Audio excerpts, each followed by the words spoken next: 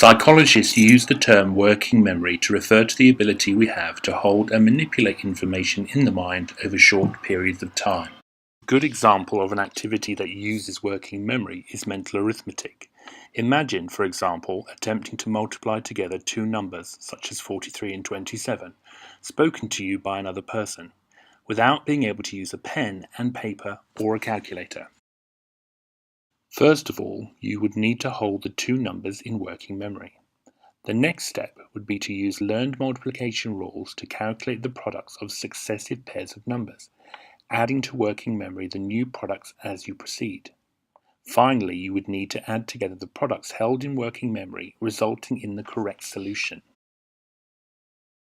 Without working memory, we would not be able to carry out this kind of complex mental activity.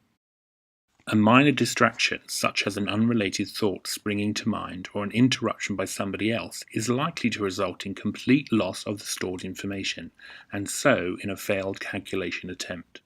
As no amount of effort will allow us to remember again the lost information, the only course of action is to start the calculation afresh. Multiplying larger numbers such as 142 and 891 in our heads is for most of us out of the question, even though it does not require greater mathematical knowledge than the earlier example. Quite simply, the storage demands of the activity exceed the capacity of the working memory. Are there limits to working memory? Yes, it is unfortunately true that working memory is limited in a number of ways and can easily fail us when we need it. Here are some of the factors that lead to the loss of contents of working memory: distraction, trying to hold in mind too much information, and engaging in a demanding task. Does working memory capacity vary between people? Yes, there is a personal limit to working memory. Each individual has a relatively fixed capacity that may be greater or lesser than that of others. So, a particular mental activity may be within the working memory capacity of one person, but exceed that of another. Working memory capacity also increases with age during childhood. Young children typically have very small capacities that increase gradually until the teenage years, when adult levels are reached, approximately 2 to 3 times greater than that of 4-year-old children. The majority of children with learning difficulties in either language learning, including literacy, or in both language and mathematics learning, have impairments of working memory when compared to children with no special educational needs. Working memory is important because it provides a mental workspace in which we can hold information whilst mentally engaged in other relevant activities.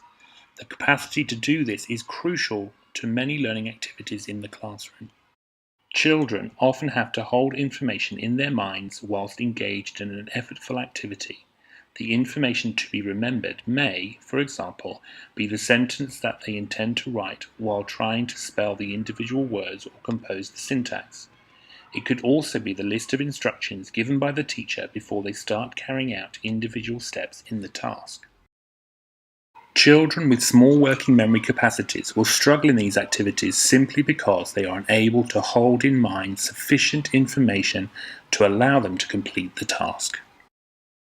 Losing crucial information from working memory will cause them to forget many things: instructions they are attempting to follow, the details of what they are doing, or the place they have got to in a complicated task.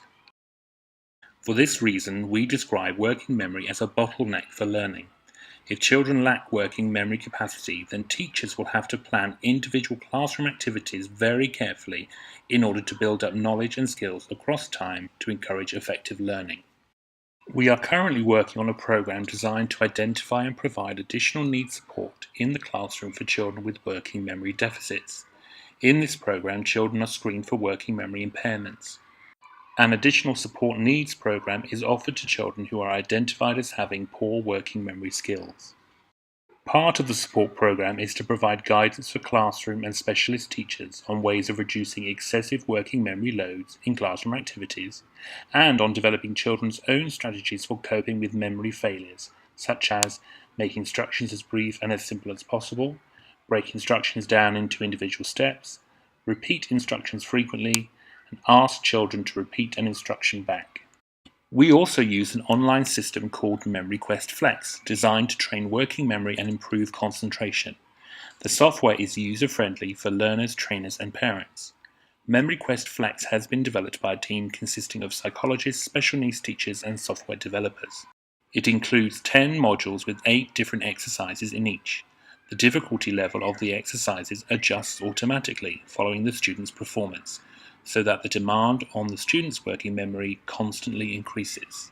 The actual training consists of a number of computerized exercises. The difficulty of the exercises is automatically adjusted to the individual's performance so that the load on working memory is always at an optimal level.